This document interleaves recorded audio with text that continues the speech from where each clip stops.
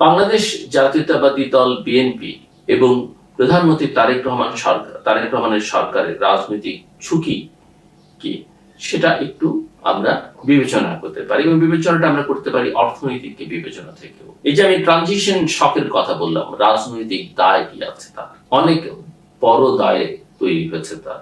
একটা হচ্ছে সবচেয়ে বড় দায় হচ্ছে তার ইনক্লুসিভিটির দায়, পলিটিক্যাল ইনক্লুসিভিটির দায়, সেই সঙ্গে ইকোনমিক ইনক্লুসিভিটি অন্তর্ভুক্তির দায়টাও তার আছে। এবং উত্তরণের পরে যদি এই এলডিসি গ্রাজুয়েশনের পরে যদি দেখা যায় যে রপ্তানিটা কমে গেছে, চাকরি বাকরি কমে গেছে, যেখানে এই সরকার বা বিএনপি তার অঙ্গীকারের মধ্যে বলছে যে তার সবচেয়ে বড় অঙ্গীকার হচ্ছে কর্মসংস্থান, কারণ আমাদের তরুণ জনগোষ্ঠী জনসংখ্যার বিচারে একটা বৃহৎ শক্তি।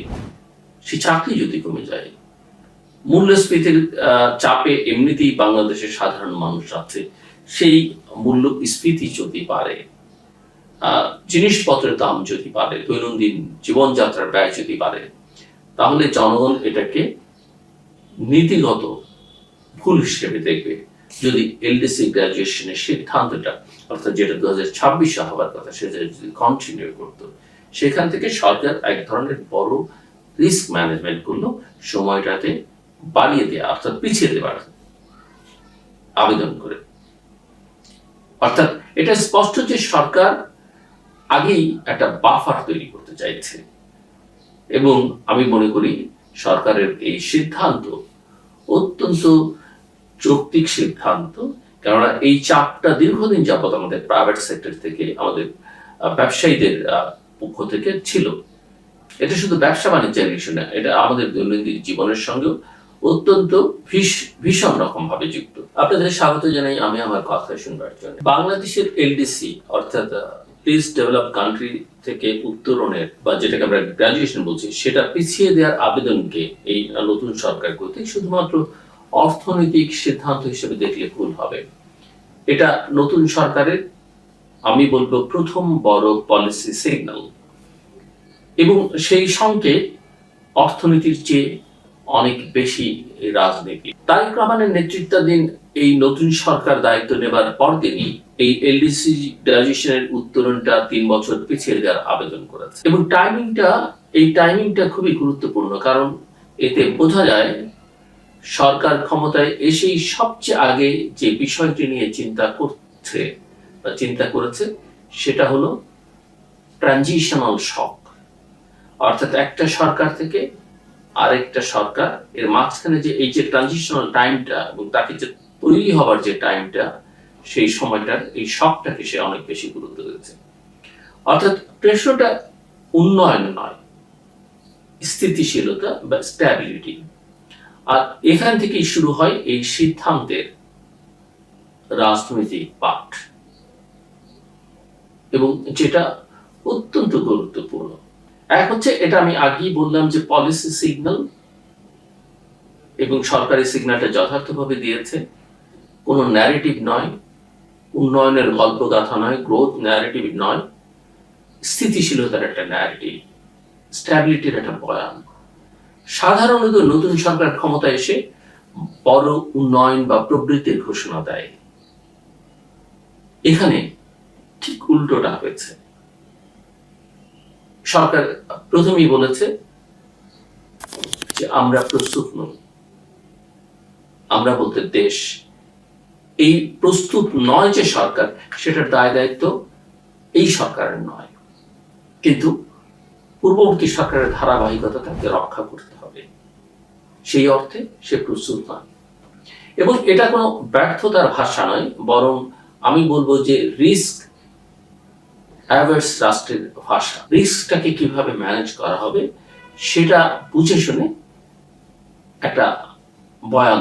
সরকার নিশ্চিতভাবে এটা বুঝতে পেরেছে, এবং এই বোঝাটা অত্যন্ত যথার্থ বোঝা। আমি বলবো যে আমাদের অর্থনীতিটা অত্যন্ত ভঙ্গুর, আমাদের রপ্তানি অত্যন্ত কেন্দ্রীভূত, মোস্টলি বলা যেতে পারে এটা তৈরি পোশাক খাতের উপরে নির্ভরশীল।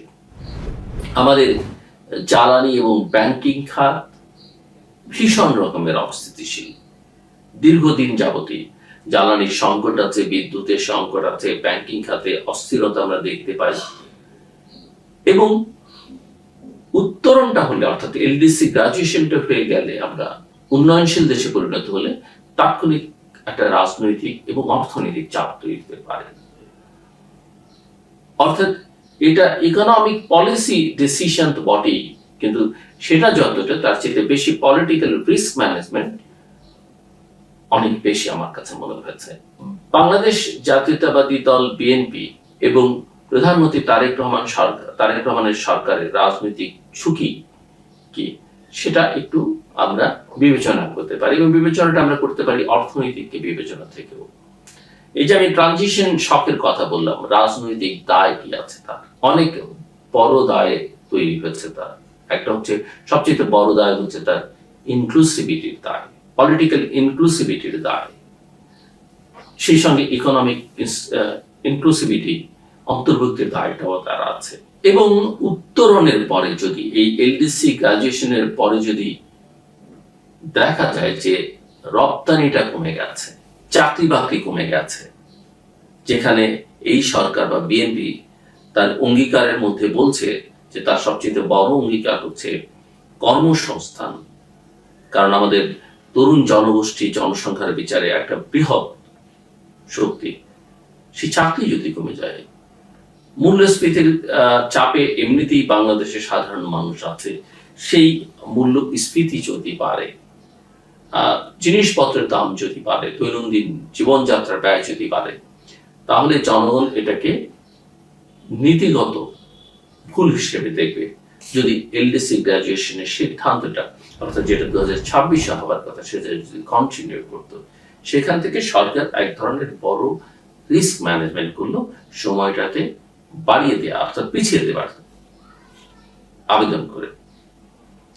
অর্থাৎ এটা স্পষ্ট যে সরকার আগেই একটা বাফার তৈরি করতে চাইছে, এবং আমি মনে করি সরকারের এই সিদ্ধান্ত অত্যন্ত যৌক্তিক সিদ্ধান্ত, কেননা এই চাপটা দীর্ঘদিন যাবত আমাদের প্রাইভেট সেক্টর থেকে, আমাদের ব্যবসায়ীদের পক্ষ থেকে ছিল। এটা শুধু ব্যবসা বাণিজ্যের ইস্যু না, এটা আমাদের দৈনন্দিন জীবনের সঙ্গে অত্যন্ত ভীষণ রকম ভাবে যুক্ত। সো বলা যেতে পারে এটা হচ্ছে যে একটা ক্লাসিক ব্লেম অ্যাভয়েডেন্স পলিটিক্স। এখন এই সরকারের তো অবশ্যই মানুষের এক্সপেকটেশন আছে, অনেক রকমের প্রত্যাশা আছে, সেই প্রত্যাশাটাকে ম্যানেজ করতে হবে। অর্থাৎ এক্সপেকটেশন ম্যানেজমেন্ট একটা বড় কাজ। বিএনপি সরকার এমন একটা সময়ে দায়িত্ব নিয়েছে যখন জনগণের প্রত্যাশা অত্যন্ত বেশি, এবং প্রত্যাশা তারা দীর্ঘকাল অন্যদের কাছে করেছে, প্রাপ্তির চেয়ে অপ্রাপ্তিটাই অনেক বেশি। কিন্তু এখানে বাস্তবতাটা কি সেটাও একটু বিবেচনার দাবি রাখে, বা প্রণিধানযোগ্য বলা যেতে পারে। রিজার্ভের ক্ষেত্রে একটা চাপ আছে, এই চাপটাকে একেবারেই উড়িয়ে দেওয়ার কোনো সুযোগ আছে বলে আমার কাছে মনে হয় না।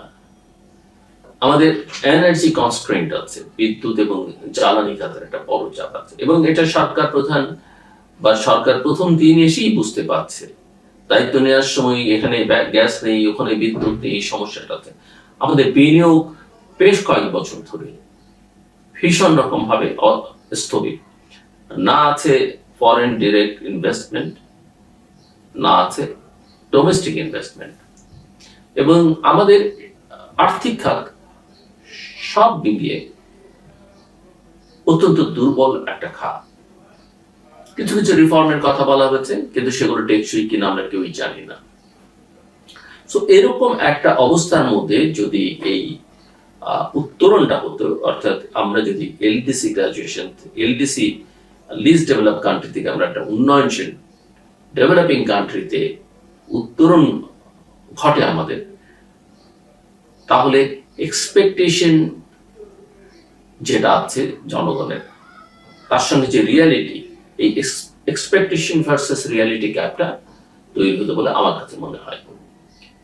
এবং এই যে ডিলে বা এই যে সময় চাওয়া বা সময়টাকে পিছিয়ে দেওয়ার যে সরকারের চাওয়া, অনুরোধ, পদক্ষেপ, সেটা আসলে এই গ্যাপ কমাবার একটা বড় কৌশল আমার কাছে মনে হচ্ছে।